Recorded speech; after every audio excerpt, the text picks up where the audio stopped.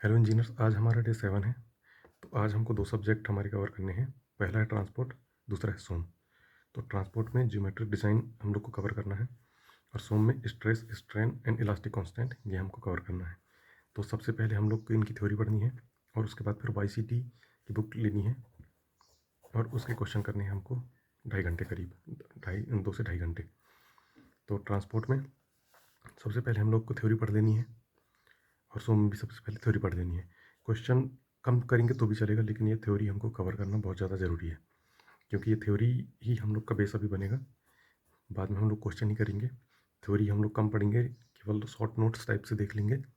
इसलिए क्या है, अभी हम लोगों को थ्योरी पे काफ़ी ज़्यादा फोकस करना है। उसके बाद जो हमारी ESC की सीरीज चल रही थी, इसमें हम लोग 40 क्वेश्चन तक कर चुके थे।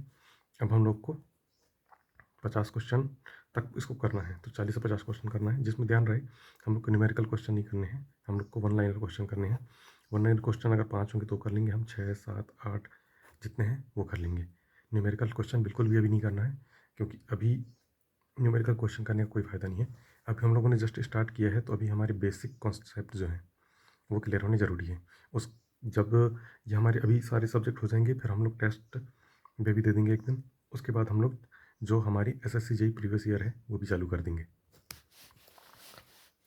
अब उसके बाद हम लोग क्या करना है, उसके बाद हम लोग रीजनिंग में कल हम लोगों ने ब्लड रिलेशन के कुछ क्वेश्चन किए थे। आज हम लोग 20 से 30 क्वेश्चन और कर लेंगे उसके, जिससे क्या है हमारे कॉन्सेप्ट और अच्छे से बिल्ड हो जाएँ।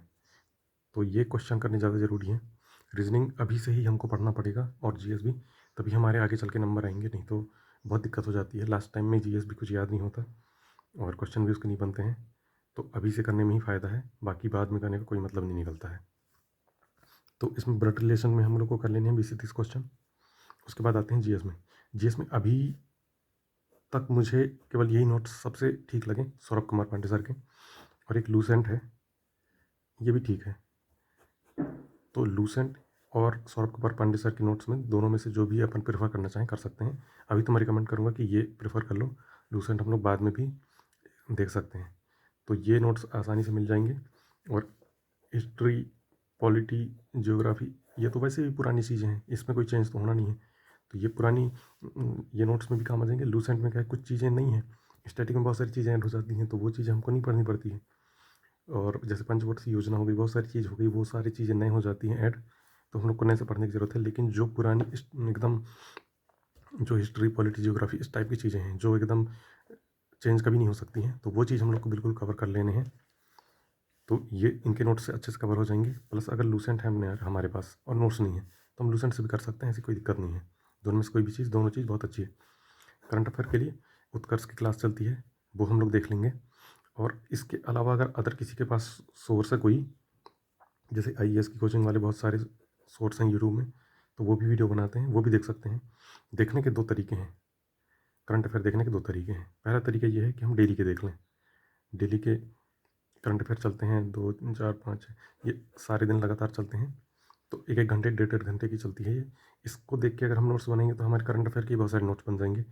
तो हमारे पास 2 तरीका रहता है। पहला तरीका ये है कि डेली देखो, नोट्स बनाओ और उसमें क्वेश्चन लिखते जाओ। दूसरा तरीका ये रहता है, इनकी जो 6 मंथ की मैराथन आती है, 1 मंथ की मैराथन आती है, वो देख के सारे क्वेश्चन कवर कर लो। और जो इनकी 6 मंथ की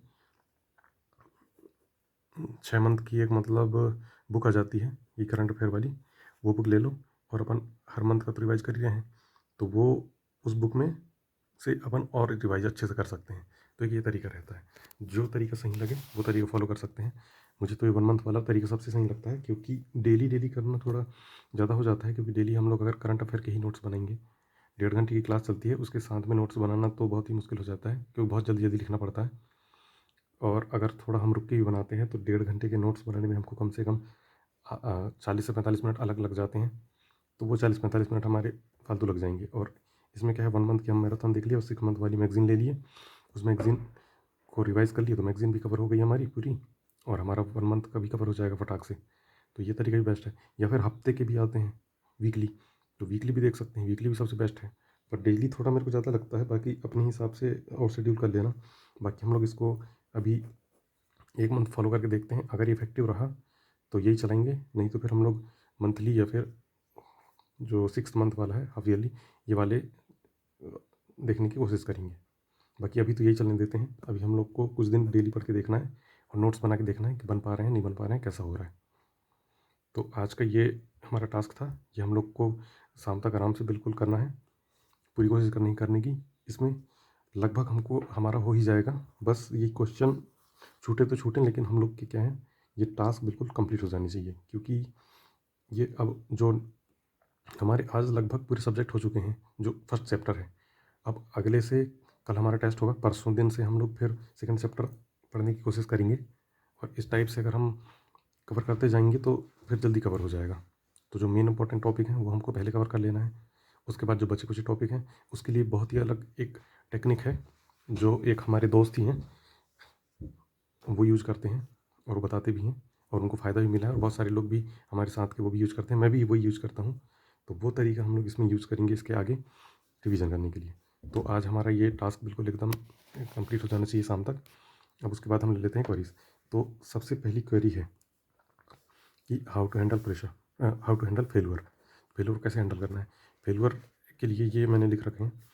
मान लो कि जैसे हम लोग 2018 में क्वालिफाई हुए और 2023 अभी चल रहा है, तो हम लोग देखते हैं कि नहीं 18, 19, 20, 21, 22, 23 कितने साल हो गए हम लोग का सिलेक्शन नहीं हो पा रहा है।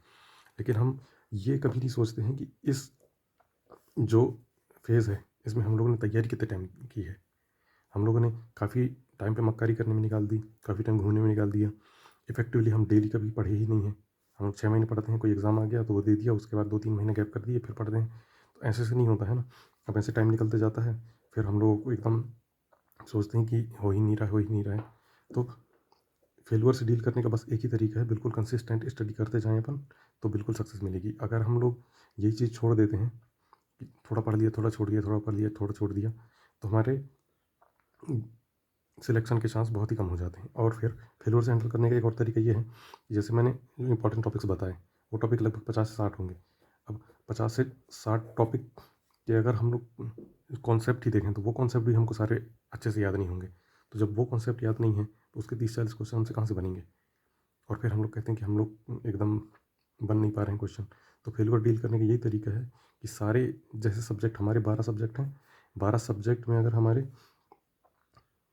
12 सब्जेक्ट में एक सब्जेक्ट में समझ लो हमारे 10 से 12 चैप्टर हैं, 10 से 12 चैप्टर हैं हमारे। और अगर इसको देखा जाए तो 120 तो हमारे सब्जेक्ट वाले कॉन्सेप्ट हो गए। और इसमें सब्जेक्ट के अंदर ही जो बहुत सारे कॉन्सेप्ट हैं, वही कॉन्सेप्ट अगर देखा जाए तो वो कम से कम 1100, 1200, 1500 मान लेते हैं, 1500 कॉन्सेप्ट होंगे। तो क्या ये 1500 कॉन्सेप्ट हमको याद हैं? 1500 कॉन्सेप्ट में से हमको 500 ही याद होंगे अच्छे से अच्छे, ज़्यादा से ज़्यादा। इसके अलावा हम लोगों को वही थोड़ा कन्फ्यूज़न इस टाइप से याद है। तो वो चीज़ें फिर हमको आगे चल के बहुत ज़्यादा दिक्कत देती हैं। तो फेलुअर से डील करने का यही तरीका है कि हम लोग को सबसे पहले सारे इंपॉर्टेंट टॉपिक कर लेने हैं। उसके बाद जो मिसलिनियस टॉपिक है वो भी कवर कर लेने हैं। तो जब वो सारे कवर हो जाएंगे, सारे टॉपिक हम लोग को बनने लग जाएंगे, तो फेलुअर को बिल्कुल हम लोग हैंडल कर सकते हैं। फिर फेलुअर बिल्कुल नहीं होगा, क्योंकि सब सारी चीज़ें हम लोगों को बन रही है, क्वेश्चन भी वहीं से पूछ रहा है। तो 100% जैसे पेपर होता है, 100% में हमको 100% भी लाने की ज़रूरत नहीं है सिलेक्शन के लिए। हम लोग को 80 to 70% में ही आराम सिलेक्शन हो जा रहा है। इतने में तो टॉप ही आ जाते हैं लोग। सिलेक्शन के लिए तो इससे भी कम चाहिए, 60 से 65% ही चाहिए टेक्निकल का। तो ये चीज़ें हम लोग को ये इन सारे कॉन्सेप्ट से ही आएगी। और ये कॉन्सेप्ट बिल्ड करने का सबसे सही तरीका यही है, मुझे किसी ने नहीं बताया, फर्दर एक्सपीरियंस से मैंने सीखा। और मेरे बहुत सारे साथ के दोस्त हैं, हम लोग जब बात करते हैं तो हम लोग भी यही बोलते हैं कि काश हम लोगों को कोई अच्छा सा गाइडेंस मिल जाता तो हम लोग टाइम पे सब चीज़ें कर लेते। अब गाइडेंस की कमी की वजह से अब कोई बंदा पीछे ना रह जाए, यही हम लोगों का मोटिव है इस वीडियो बनाने के पीछे, कि गाइडेंस की कमी की वजह से तो किसी का सिलेक्शन नहीं रुकना चाहिए। इसमें गाइडेंस की कोई कमी नहीं होगी, हमसे जो भी हो सकता है हेल्प हम लोग करेंगे गाइडेंस के रिलेटेड। तो पहला क्वेश्चन ये तो हो गया। अब 100% देने के बाद भी सिलेक्शन ना हो पाए तो 100% सिलेक्शन देने के बाद भी, तो वही चीज़ मैंने सबसे पहले बताई थी, ये भी उसी चीज़ का ही जवाब है कि अगर 2018 से 2023 तक जैसे हो रहा है, 18, 19, 20, 21, 22, 23, 6 साल अगर हो गए हैं, इस 6 साल में हम लोग कितने परसेंट इफेक्टिव अपने आप का दिए हैं। कोई भी बंदा जो अभी सिलेक्ट नहीं हुआ है वो अपने आप से क्वेश्चन करे कि क्या मैंने 6 साल में, क्या 2 साल भी अच्छे से अपने आपको 100% दिया है। तो जवाब नहीं आएगा। अगर 100% देने के बाद भी अगर नहीं हो पा रहा है तो फिर हम लोग को स्ट्रीम चेंज करने की ज़रूरत है, क्योंकि फिर हमारे लिए वो दिक्कत वाली बात हो जाती है। लेकिन 100% मैं तो ये बोल भी सकता हूँ गारंटी के साथ में कि किसी ने भी 100% बिल्कुल नहीं दिया है अपना। इसी वजह से हमारा सिलेक्शन रुक रहा है, क्योंकि मेरा खुद का रुक रहा है, तो मैं अपनी कमी जानता हूँ। मैंने भी अपना 100% नहीं दिया है कई जगह पे, तो बस वही चीज़ें मेरे को दिक्कत दी हैं आगे चल के, और अब भी दे रही हैं। लेकिन अब आगे आज के बाद जो हम लोग शेड्यूल कर रहे हैं, इनमें हम लोग को कभी भी ये चीज़ें दिक्कत नहीं देगी, क्योंकि अब हम 100% देने की बिल्कुल कोशिश करेंगे और अच्छे से अच्छे पूरे सारी चीज़ें कवर करेंगे, तो इसमें हमारा 100% सिलेक्शन होगा ही। उसके बाद हाउ टू हैंडल प्रेशर।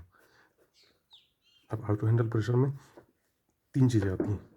एक तो आती है अपनी फैमिली प्रेशर, दूसरा सोसाइटी का, और तीसरा हमारे फ्रेंड्स। बेस्ट फ्रेंड्स नहीं, जो हमारे साथ पढ़े हुए हैं, जिन लोगों की जैसे जॉब लग गई है, तो वो फ्रेंड्स आते हैं। अब फैमिली प्रेशर क्या होता है कि फैमिली वाले भी इस टाइप से 10 चीज़ें बोलते रहते हैं कि नहीं इसका हो गया, उसका हो गया, तुम्हारे क्यों नहीं हो पा रहा है।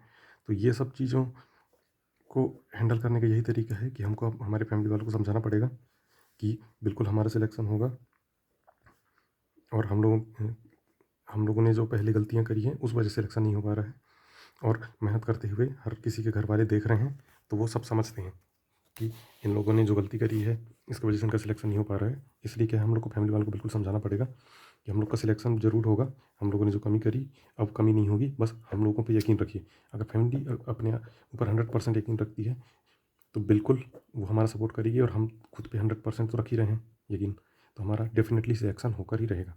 उसके बाद सोसाइटी में हम लोग यही सोचने लग जाते हैं कि नहीं, हम मार्केट जाएंगे, हमसे कोई पूछेगा क्या कर रहे हो, फिर हम जवाब नहीं दे पाएंगे, तो मुझे एकदम उनको जवाब देना है, उनको ये करना है, वो करना है। कोई फ़र्क किसी को नहीं पड़ता है। सीधी बात ये है, सोसाइटी में जब जब हम सिलेक्ट नहीं रहते हैं तो हमको 10 गाली दी जाती है, और जब सिलेक्ट हो जाते हैं तो सब लोग एप्रिशिएट करने लग जाते हैं कि नहीं, हम तो जानते थे पहले से कि इसका सिलेक्शन होकर ही रहेगा। इसलिए क्या है कि सोसाइटी के बहकावे में आने की कोई ज़रूरत नहीं है। ये बस बेवकूफ़ बनाने वाला काम करते हैं ये लोगों को। जो सिलेक्ट हो गया वो इनका आदमी, जो नहीं हुआ वो एकदम बर्बाद है, बेकार है। चाहे उसने उसने 6 साल जो मेहनत करी है, वो 6 साल की मेहनत किसी को नहीं दिखेगी। बस कोई बंदा फ्रेशर जैसे तुरंत सिलेक्ट हो गया, जैसे कोई 12वीं में है और कोई कांस्टेबल में ही सिलेक्ट हो गया, तो उनको लगेगा ये बंदा ज़्यादा पढ़ रहा है। हम यहाँ से 6 साल तक मेहनत कर रहे हैं, उसके बाद नहीं हो रहा है, तो उसको लगेगा ये 6 साल में इसने कुछ नहीं किया है, बस ये टाइम बर्बाद कर रहा है अपना। तो वही चीज़ है, सोसाइटी उसी को देखती है जो सक्सेस हो जाता है, जो नहीं होता है उसकी कोई वैल्यू नहीं रहती। इसलिए हमको सोसाइटी को तो बिल्कुल वैल्यू नहीं देनी है। जब ये हमारी इज़्ज़त नहीं कर रहे हैं, तो हमको इनके बारे में सोचने की कोई ज़रूरत नहीं है, और इनके बारे में सोच के कोई एक्स्ट्रा प्रेशर लेने की कोई ज़रूरत नहीं है। उसके बाद तीसरे लोग आते हैं फ्रेंड्स। ये हमारे बेस्ट फ्रेंड नहीं होते हैं, ये हमारे साथ के फ्रेंड्स होते हैं, जो कहीं सिलेक्ट हो गए हैं, या फिर इनके साथ के दोस्त सिलेक्ट हो गए हैं, तो ये हमको टोंट मारते रहते हैं कई बार कि अरे उसका सिलेक्शन हो गया, उसका सिलेक्शन हो गया। तो ऐसे लोगों से हमको बहुत दूर रहना है। फालतू की हम लोग को टेंशन अभी बिल्कुल भी नहीं लेना है, और इनको बोलना है कि बस कुछ दिन रुक जाओ, जब मैं सिलेक्ट हो जाऊँगा तब तुमसे बात करूँगा। बस इनका यही एक है जवाब है। इनको सीधे मुँह पे जवाब देना है हम लोगों को कि नहीं, मैं सिलेक्ट होके दिखाऊँगा, उसके बाद तुम देखना, बस। तो आज हम लोगों के टास्क भी कंप्लीट हुए, और ये कुछ क्वेश्चन थे जो हमारे दिमाग में भी आते हैं, और मेरे कुछ दोस्त हैं उन लोगों ने भी मेरे से पूछे थे, तो वो क्वेश्चन हम लोगों ने इसमें डिस्कस कर लिए। और मेन हमारा क्या है, हमारा ये है कि हमारा ये टास्क है, इस टास्क को हम लोग को कंप्लीट करना है। उसके बाद मिलते हैं कल। ओके।